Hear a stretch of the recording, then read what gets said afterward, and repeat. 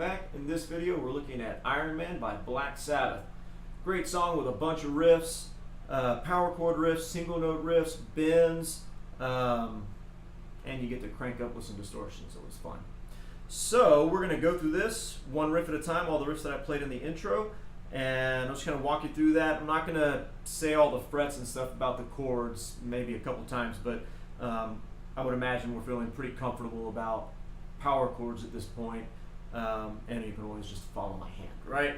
So I'm going to turn that down a little bit. We're starting with the main riff, B5 power chord. All right, so that's frets 2, 4, 4. Now let's go ahead and run through the frets. I'm going to call the power chord out by that index finger, the root note. So fret 2, B5, B5. Excuse me. Fret 5, D5. Fret 7, E5. Fret 10, G5, and this is where we're going to be sliding back and forth between G5 and F sharp 5, fret 10 to 9. So the order of that is B5, D5, and then D5 again, and slide into E5. Strike it. Jump up to G5, and we're going to pulse back and forth. Really keep that contact, that pressure on the strings, and just kind of shift your fingers with your thumb in place. So you just kind of wiggle them back and forth so you don't move too much. Then I slide back to D5, fret 5, and up to E5, fret 7. So altogether slowly would be.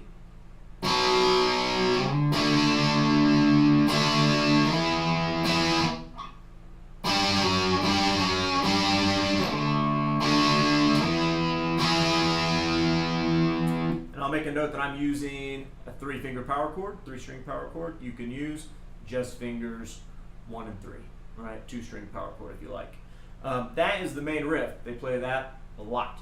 Then you've got this little interlude riff that jumps to string 6 fret 7. And I'm going to play that with finger 3. It's going to set me up for a nice easy position to play in. So string 6 fret 7. Play that 3 times. String 5 fret 5 with a little bend. I'm going to pull on the string. Then I'm going to jump back to string 6 fret 7. 2 times, 6 with finger 2, and then fret 5 with finger 1, 3 times, and then I'm going to strum the open 6th string and jump right onto the 4th fret. Just 1 time, and then I scoot that first finger back up to the 5th fret, and I play that 5th fret 2 times.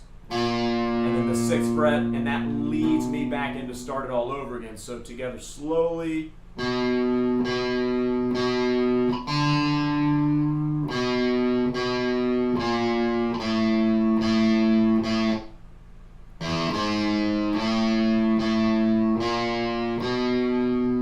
Stay consistent with your fingering. I highly recommend that fingering.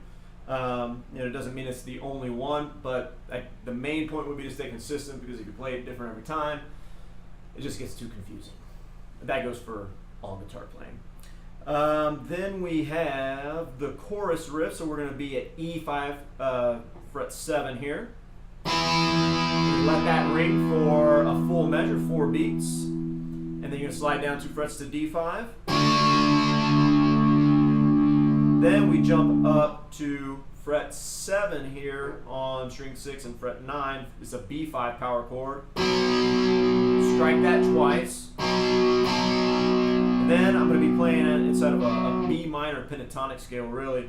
It's going to be fret 7, 10, 7 on string 5, and then on string 5, 7, 8, 9, and then string 4, 7, 8, 9.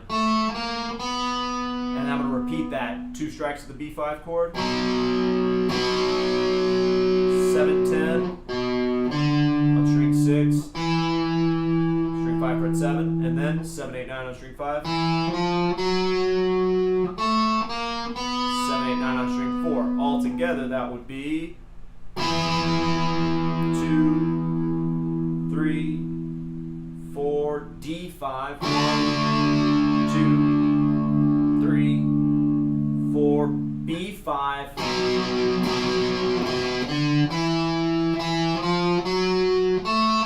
and repeat.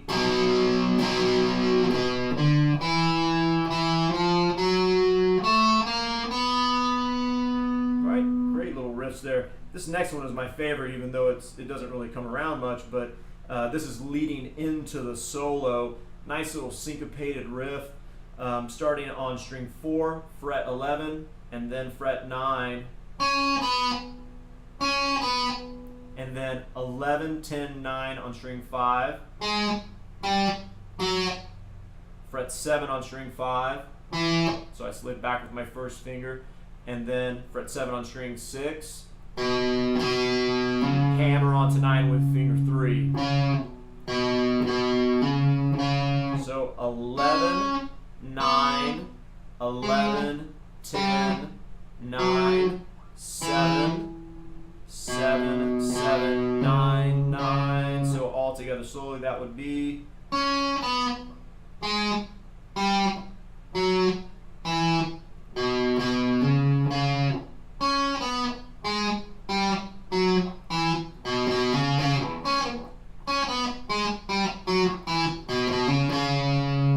So figure out the best way to mute those strings, because you don't want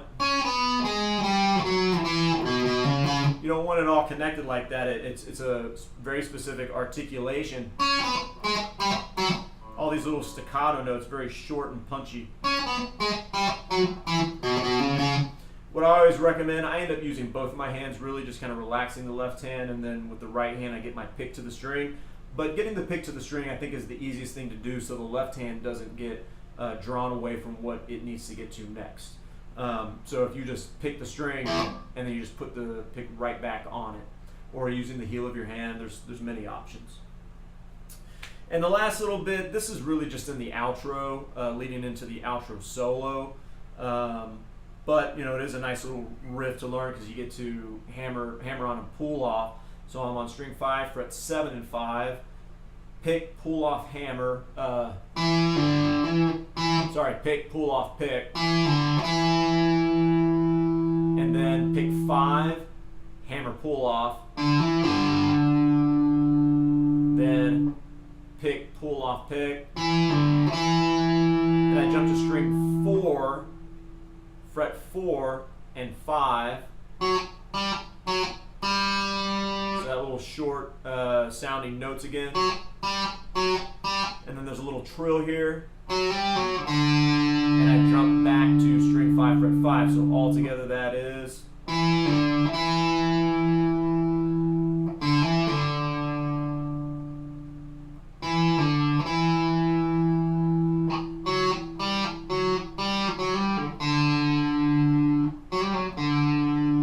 So not a very important riff in the song, but definitely a cool one to get down if you're working on your hammer-ons and pull-offs. Good hand control exercise there. So that is it, aside from the solo, guys. So go listen to the song and map out what the song form is, so you know when each thing is coming in. But the best way to do that is listen to it, play it, and then play along with it, and you'll just know how to anticipate what's coming up. It's it's just like memorizing anything else, but it's not as tangible as we want it to be, in terms of like when we see something we can memorize it, memorize words, definitions, but the ears work the same way, and the more you challenge yourself to function that way musically, and the way that you practice, it's going to benefit you a lot down the road. So let me know if there are any questions, and hopefully you get that one down fast, and you can jam out. We'll see you in the next video. Thanks.